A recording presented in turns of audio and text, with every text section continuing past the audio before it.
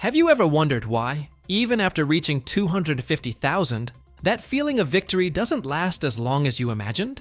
Because nobody told you that this number isn't the end of the game. It's just the entrance. For years, everything seems very clear. Accumulate capital, organize finances, invest with discipline, resist impulses, give up immediate comfort. The goal is simple and almost obsessive. Reach 250K. This number becomes a mental milestone, a symbol of arrival, of security, of now I've done it. And when it finally happens, the expectation is one of relief, stability, automatic respect.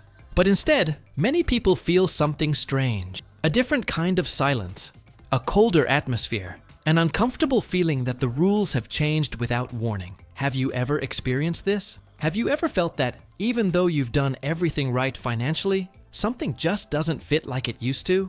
What few people talk about is that the 250K doesn't represent immediate freedom, but access. It's like crossing an invisible door to a world where fewer people speak, fewer people explain, and where every move is observed more closely. It's called the Shark Gate, a space where money still matters, of course, but behavior starts to weigh much more than the balance. At this level, the game stops being about accumulating and becomes about staying afloat. And that's where the danger lies. Because many people enter thinking they've won and don't realize they start losing soon after. Not due to a lack of financial intelligence, but due to subtle, almost imperceptible attitudes that reveal a mindset that hasn't yet made the complete transition. The most curious thing is that no one explicitly kicks you out. There's no warning, no confrontation, no door closing in your face. The exclusion happens in silence. The invitation that never arrives. The opportunity that passes you by. The contact that cools. Everything seems normal on the surface, but internally, you feel you're no longer in sync with the environment. Stay with me until the end, because what you're about to discover might surprise you. Perhaps you've already crossed that threshold, or perhaps you're closer than you think. The most common misconception is believing that reaching 250K means definitive stability. But, in practice, that's the point where the game becomes more emotionally demanding. Decisions become bigger, mistakes become more costly, and behavior starts being analyzed in a way that almost no one can explain. Those who don't perceive this change continue playing with the same attitudes as before. And that's exactly what makes so many people join, but not stay. What follows isn't about magic formulas or easy promises. It's about understanding why this new level eliminates more people than it seems, and how small, often invisible actions can silently distance you from this environment. And it's from here that things start to get really interesting. And as you'd recognize yourself in this scenario, it's worth taking an honest pause and looking inward, because this feeling of strangeness, of silent displacement after 250K, is not weakness. It's a sign of transition. Not everyone has the courage to admit this out loud. So, if this topic resonates with you, leave a comment below about what has touched you the most so far. It could be a question, a realization, or even that hard-to-explain feeling that arose when you realized the game had changed. Reading about these experiences creates something rare, the feeling that you are not alone at this level. And if at any point during this video you thought, this has happened to me before, or this explains a lot, liking the video is a simple way to signal that. It's not just a button. It's the way this type of content continues to be delivered to those who need to hear these conversations that almost no one dares to open. Your interaction helps spread this message to other people who have also crossed that threshold and are trying to understand what comes next. Subscribing to the channel, in this context, isn't just about watching new videos. It's about choosing to be part of a space where building wealth isn't treated as ostentation, but as responsibility, maturity, and awareness. Where the focus isn't just on arriving, but on remaining emotionally whole while the wealth grows. Your presence here strengthens this silent community that prefers depth to noise. And all of this matters. More than it seems, because what comes next falls into the part that almost no one explains. The invisible attitudes that begin to distance you from this environment without you realizing it. That's when the game really narrows down. And it's precisely from this point that the conversation becomes even more serious. Now I want to delve even deeper into this subject, because this is one of the most common and most silently destructive attitudes after someone crosses the shark door. At a lower level of wealth, talking about numbers, earnings, and achievements is often seen as motivation or validation. But when the game changes, the logic changes too, and many people don't realize this shift. After 250k followers, status isn't something you declare. Status is something you perceive. It shows up in how you make decisions, the pace at which you move, the type of conversations you avoid. When someone feels a constant need to prove they've made it, to show results, to justify choices, or to make it clear that now it's part of the game, the signal they're sending isn't strength, it's insecurity. And in that environment, insecurity is something that's quickly noticeable, even when no one comments on it. There's a hidden truth behind this level. Those who truly belong don't need to be understood by everyone. They don't need to convince. They don't need to over-explain. Excessive exposure starts to create noise. The more you talk, the more openings you create. The more you show, the more you invite judgment. And the curious thing is that this happens precisely when the person thinks they are strengthening their own image. This attitude stems from an outdated mentality that hasn't yet been updated. It's as if the person walked through the door with their body, but not their head. They still react as if they need to prove their worth, as if they fear being ignored, as if they believe respect comes from visibility. But in this new environment, the impact is the opposite. Well-placed silence communicates more than any speech. And it's not about coldness or arrogance. It's about reading the context. At higher levels, people observe patterns, not phrases. They observe consistency, not statements. They observe behavior under pressure, not success stories told out of turn. When someone talks too much about money, earnings, or strategic decisions, the unspoken question that arises is not, how much does this person know? But why do they need so much recognition? This is one of the most difficult revelations of the journey, because it messes with your ego. It gives you the feeling that suddenly you need to turn down the volume to keep moving forward, and that generates internal discomfort. But this transformation is necessary. The game becomes more subtle, more psychological, more based on reading the environment than on public performance. Many people aren't excluded because they lose money, but because they lose their composure. The estrangement happens gradually, almost invisibly. Conversations that don't go deep, opportunities that don't arise, bridges that aren't built. All of this begins when the person doesn't realize they're speaking to prove something, not to contribute. And when you understand this invisible code, something changes. You begin to realize that less exposure generates more respect, that less explanation generates more trust, and that at this level, true power lies in being observed calmly, not in being noticed with noise. It is from this change in mindset that the game truly begins to refine itself. If this resonated with you, leave a comment below. That makes sense to me. Now I want to delve even deeper into this subject because here is one of the hidden truths that most distances people from this level without them realizing it. After you enter the Shark Gate, money ceases to be the main filter. What becomes observed with much more attention is how you make decisions.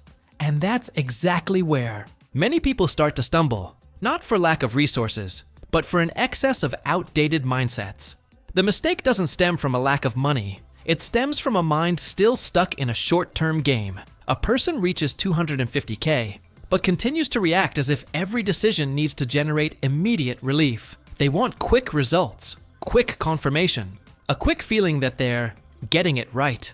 But in this environment, haste is a clear sign of strategic immaturity. Big decisions require time, silence, and the ability to withstand discomfort, something the previous game almost never taught. This small-minded mentality manifests itself in subtle ways. It's in the constant anxiety for a return, even when the plan is solid. It's in the exaggerated fear of small losses, as if every fluctuation were an existential threat. It's in that inner restlessness that makes a person revise good decisions simply because someone external raised a doubt. The problem isn't listening to opinions. It's needing them to feel secure. Behind the scenes at this level, nobody expects you to always be right. What matters is whether you stand by your decisions when the situation changes. When someone demonstrates emotional instability in the face of normal game movements, it has a silent impact. It's not seen as caution, it's seen as a lack of psychological preparedness for bigger decisions. And, in this environment, decisions are a reflection of mindset. There's an important revelation here. The greater the wealth, the less need there should be for external validation. When a person reaches this level, still seeking approval, they send a clear signal that financial growth has happened faster than internal transformation. And this creates a dangerous imbalance, because the environment demands emotional autonomy, not dependence on opinions. Many people sabotage themselves because they continue to treat strategic choices as emotional gambles. They want to feel constant enthusiasm, constant security, absolute certainty. But this game doesn't work that way. It requires tolerance for emptiness, for waiting, for controlled doubt. Those who don't develop this maturity begin to act on impulse, not on conviction. And, without realizing it, they drift away from the tables where the truly relevant decisions are made. The most curious thing is that externally, everything seems normal. The person continues investing, continues earning, continues making moves. But internally there is too much noise. And internal noise generates inconsistent decisions. This is one of the biggest reasons why so many people enter the shark gate, but don't stay. Not for lack of capital, but for not updating their own mindset to the new level of the journey. When you understand this, something changes in the way you see yourself. You begin to realize that growing financially requires slowing down emotionally, that big decisions demand less emotion and more clarity, and that standing by a choice, even when no one applauds, is one of the clearest signs of belonging in that environment. It is precisely this internal shift that prepares the ground for understanding the next point, where the game becomes even quieter. If this made sense to you, leave a comment below. I'm on this journey too.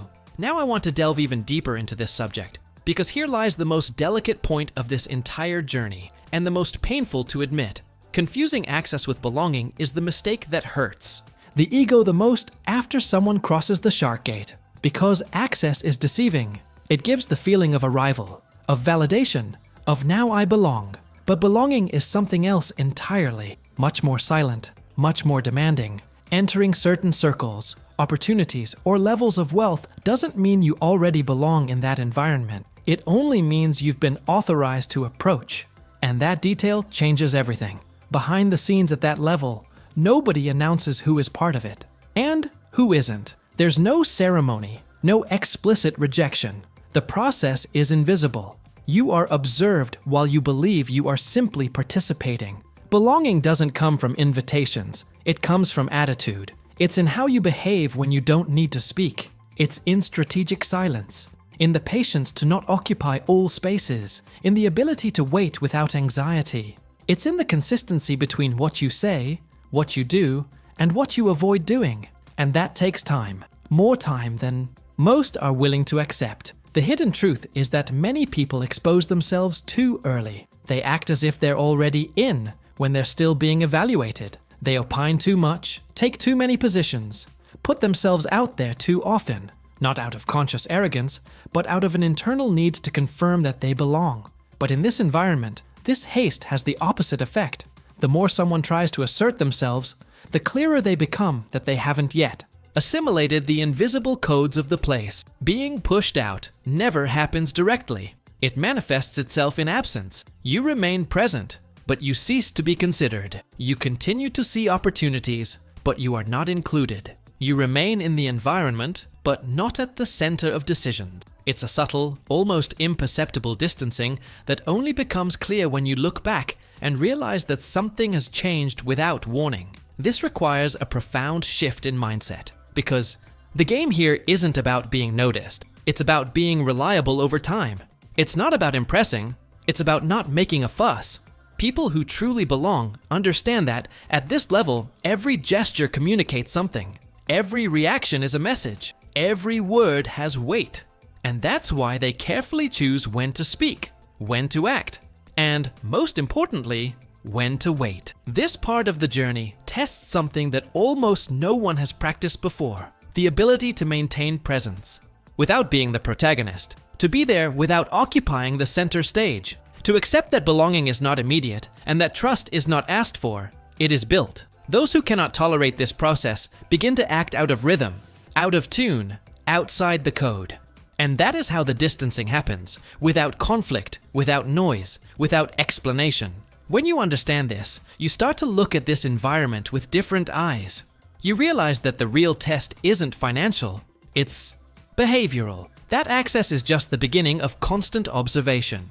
And that remaining requires more internal discipline than any external strategy. It's precisely this difference between access and belonging that prepares the ground for something even deeper about how this game really works.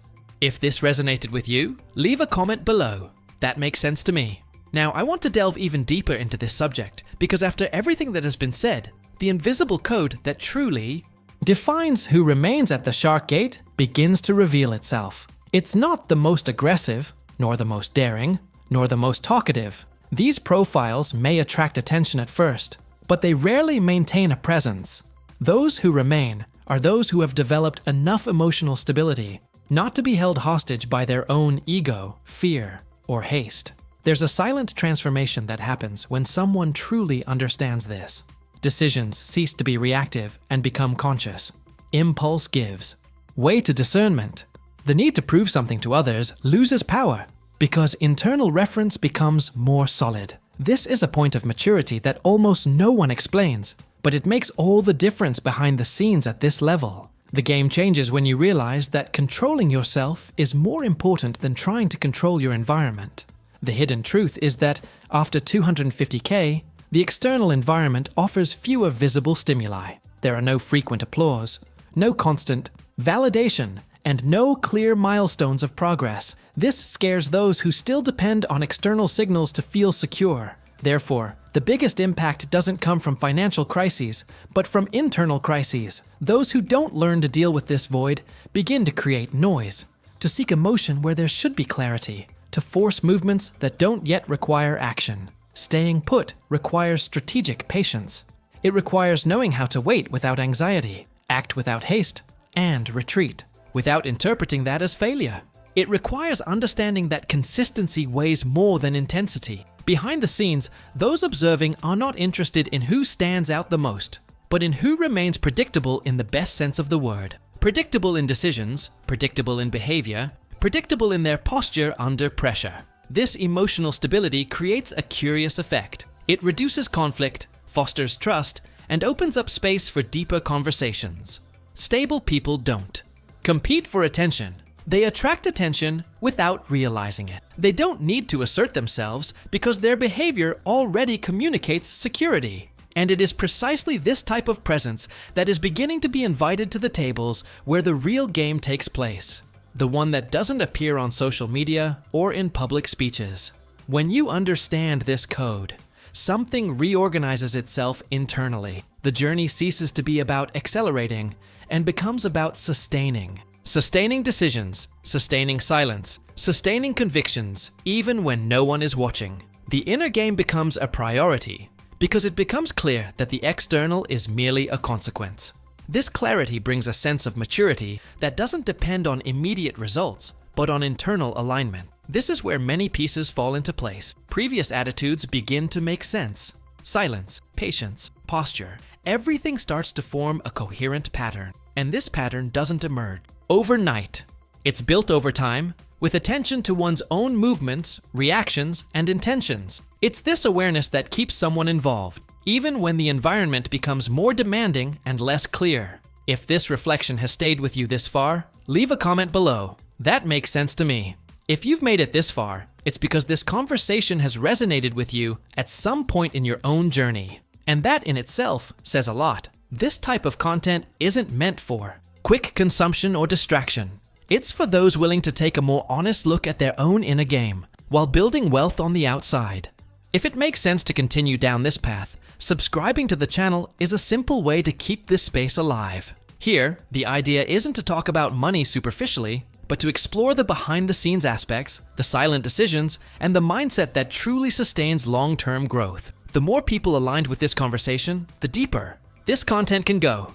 If you want, leave a comment saying so. This message was for me, or I'm with you until the end. Reading this helps you understand who's on the other side and strengthens this sense of silent community that's being built here. And if at any point you felt a connection to what was said, leaving a like is just a discreet way to signal that, and help this video reach more people who are experiencing something similar. And before you leave, there's a video over here that perfectly complements this topic.